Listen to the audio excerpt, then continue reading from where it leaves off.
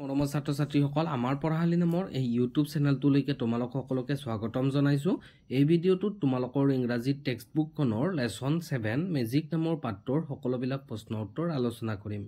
গতিকে ভিডিঅ'টো তোমালোকে শেষলৈকে চাবা। যদি ভাল পোৱা তেন্তে লাইক কৰিবা, কমেণ্ট কৰিবা, লগৰ বন্ধু বান্ধৱীলৈকে শ্বেয়াৰ কৰি দিবা আৰু যদি চেনেলটো ছাবস্ক্ৰাইব কৰা নাই তেন্তে এতিয়াই ছাবস্ক্ৰাইব কৰি বেল আইকনটো দবাই ৰাখিবা। বলাচোন এতিয়া আমি প্ৰশ্ন উত্তৰসমূহ আলোচনা কৰোঁ আহা। ইয়াত তোমালোকক কম্প্ৰেহেনশ্যনত দিয়া আছে answer the following questions in complete sentences. তলত দিয়া প্ৰশ্নসমূহ পূৰ্ণ বাক্যত উত্তৰ দিব দিছে। মই প্ৰশ্ন উত্তৰবিলাক কৈ দিছোঁ তোমালোকৰ। প্ৰথম প্ৰশ্নটো হৈছে হু ৱাজ অজমা আৰু আনচাৰটো তোমালোকে দেখিবা। Ozma was a fairy, she was the ruler of the beautiful land of Oz. ঠিক আছে, ইয়াতে অজমা কোন সুধিছিলে আমি উত্তৰটোত লিখিছোঁ। অজমা হৈছে এগৰাকী ফেয়াৰী আৰু তাই অজ নামৰ সেই লেণ্ডখনৰ বা এখন ধুনীয়া ঠাইৰ ৰুলাৰ আছিল, শাসিকা আছিল। ঠিক আছে, তাৰ পিছৰ প্ৰশ্নটো হ'ব বি নম্বৰটো হু ৱাজ ডৰথি। ডৰথি কোন সুধিছে আনচাৰটোত লিখিবা Dorothy was a mortal who lived in Oz and was a good friend of Ozma. এনেকৈ লিখি দিবা। মই যেনেকৈ লিখিছোঁ তোমালোকে ছেম টু ছেম তেনেদৰে লিখি দিলে উত্তৰটো হৈ যাব। এতিয়া চি নম্বৰ প্ৰশ্নটো চাবা who were the residents of Flat Mountain. আনচাৰটো লিখিবা the residents of Flat Mountain were called Flatheads. ঠিক আছে, তাৰপিছত ডি নম্বৰ প্ৰশ্নটো চাবা who were the residents of Magic Island. আনচাৰটো লিখিবা the residents of Magic Island were called Skeezers. ঠিক আছে, তাৰপিছত ই নম্বৰ প্ৰশ্নটো চাবা হোৱাট ডিড অজমা হেভ। আনচাৰটোত লিখিবা Ozma had a shining magic wand made of silver. তাৰপিছত 2 নম্বৰ প্ৰশ্নটো fill in the blanks with words from the text. খালী ঠাই পূৰণ কৰিবলৈ দিছে the Flatheads and the Skeezers had a quarrel. আনচাৰটো তোমালোকক বল্ড কৰি দিয়া হৈছে, এইটোৱে কোৱেৰেলটোৱে হ'ব তোমালোকৰ খালী ঠাই। ঠিক আছে, তাৰপিছৰটো চাবা after some time they came upon a vast plain. তাৰপিছত আছে the trees were laden with lovely blossoms and fruits. তাৰপিছৰটো ডি নম্বৰটো অজমা ৱেভড হাৰ মেজিক ৱেণ্ড গ্ৰেচফুলি। ই নম্বৰটো আছে magic wands will not bring happiness but boredom to people.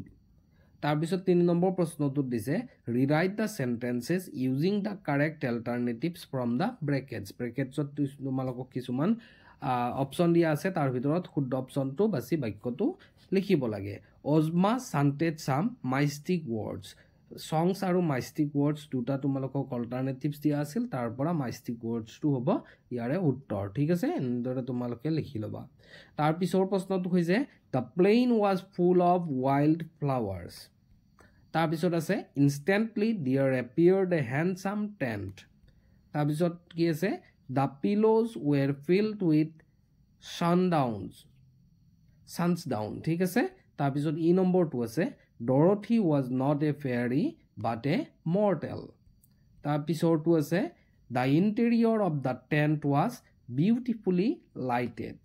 তাৰপিছত activity 1ত কি দিছে তোমালোকক চাবা fill in the blanks with the correct simple past tense form of the verbs given in the bracket. ব্ৰেকেটত দিয়া তোমালোকক ভাৰ্বটোৰ চিম্পুল পাষ্ট টেন্স অৰ্থাৎ পাষ্ট ইনডিফাইনেট টেন্সত লিখিব লাগে। আনচাৰটো কেৱল মই কৈ দিছোঁ চাবা they visited Gangtok last year. অপশ্যনত তোমালোকক ব্ৰেকেটত ভিজিট দিয়া আছিল, গতিকে চিম্পুল পাষ্ট টেন্স বা পাষ্ট ইনডিফাইনেট টেন্সত লিখিব লাগিলে ভিজিটেড বুলি লিখিব লাগিব। ঠিক আছে, তাৰপিছত আছে আনচাৰটো the boys brought home an injured dog 2 months ago। তাৰপিছৰটো আছে I made him last week. তাৰপিছৰটো আছে the ship sank in the ocean yesterday. তাৰপিছত আছে Rupak made a wooden doll last month. তাৰপিছৰটো আছে my grandfather told an interesting story last Wednesday. তাৰপিছৰটো আছে Lalita wore a nice frock yesterday. তাৰপিছত আছে my cousin bought an interesting novel last month. তাৰপিছত activity 2ত দিয়া আছে feel in the blanks with the correct simple future tense form of the verbs given in brackets.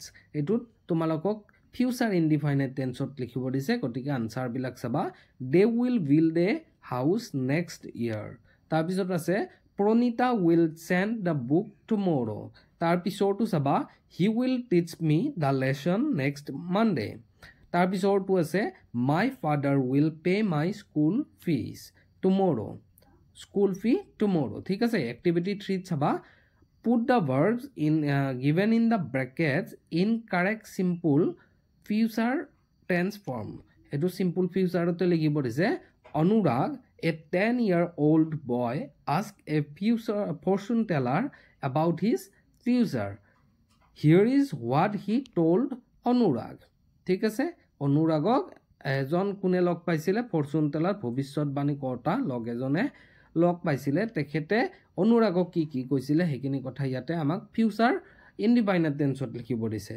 U will become a good doctor you will serve the poor free of cost তাৰপিছত আছে your patients will love you তাৰপিছত আছে everybody will respect you তাৰপিছত আছে you will be very happy তাৰপিছত আছে your parents and teachers will feel proud of you Activity 4 তোমালোকক কি দিছে চাবা every day in the afternoon the members of our family remain busy during different activities সদায় আবেলি সময়ত দুপৰীয়াৰ পিছৰ সময়খিনিত আমাৰ পৰিয়ালৰ সকলো মানুহ ব্যস্ত থাকে বেলেগ বেলেগ কামত এতিয়া কি কামত হেকিনি দিছে in the afternoon I sing devotional songs my sister read books My grandmother watches TV. My grandfather goes to market.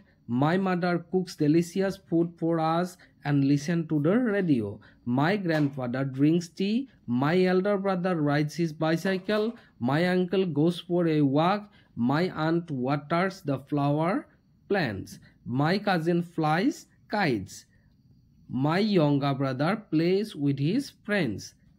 Our neighbor Dr. Bora talks to my grandmother. Yesterday same thing happened.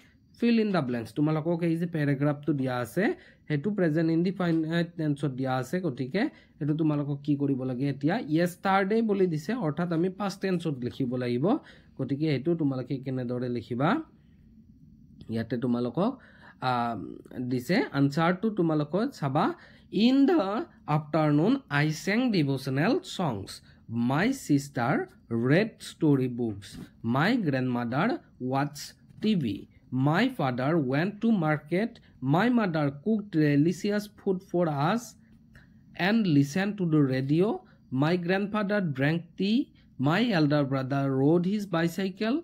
My uncle went for a walk. My aunt watered the flower plants. My cousin flew kites. My younger brother played with his friends. Our neighbor Dr. Bora talked to my grandmother. Tomorrow same things will happen. অৰ্থাৎ এটো future indefinite টেন্সত এতিয়া তোমালোকে লিখিব লাগিব আনসাৰটো চাবা মই ইয়াতে কৰি দিছো in the afternoon I will sing devotional songs. My sister will read storybooks. My grandmother will watch TV. My father will go to market. My mother will cook delicious food for us and will listen to the radio. My father will drink tea. My elder brother will ride his bicycle. My uncle will go for a walk. My aunt will water the flower plants. My cousin will fly kites. My younger brother will play with his friends. Our neighbor Dr. Bora will talk to my grandmother. তাৰপিছত আছে activity writing এক্টিভিটিত তোমালোকক ইয়াতে এটা story কলম এ আৰু কলম B ভাগ কৰি দিয়া আছে হেতু তোমালোকক দুয়োটা কলম মিলাই সিৰিয়াল কৰি অৰ্থাৎ লাইন বিলাক মিলাই লৈ সজাই পৰাই লিখিব দিছে মই উত্তৰটো তোমালোকক কৈ দিছো এটো তোমালোকে চাই এনেদৰে লিখি লিবা Once upon a time there lived a very greedy old man. Tar pisor line to likhiba one day he bought a beautiful hen from the market. Tar pisor likhiba next morning the hen laid a golden egg. Tar pisor likhiba the old man cried with joy to see the golden egg. Tar pisor likhiba the hen laid one golden egg every day. তাৰপিছত লিখিবা the old man sold the egg and earned lots of money.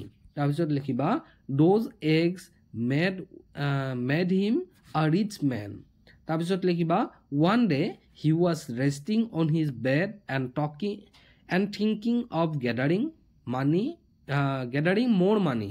তাৰপিছত লিখিবা he thought that the hen had many golden eggs inside its body. He wanted to get all those eggs at once, so he cut open his hen with a knife. But he found no eggs inside its body. The old man realized his folly and started crying. His greed was a curse to him. এনেদৰে তোমালোকে লিখি দিবা সম্পূৰ্ণ হৈ যাব ঠিক আছে মৰমৰ ছাত্ৰ ছাত্ৰীসকল আজিৰ ভিডিঅ'ত ইমানখিনিয়ে আশা কৰোঁ তোমালোকে এই ভিডিঅ'টোৰ দ্বাৰা উপকৃত হ'বা ধন্যবাদ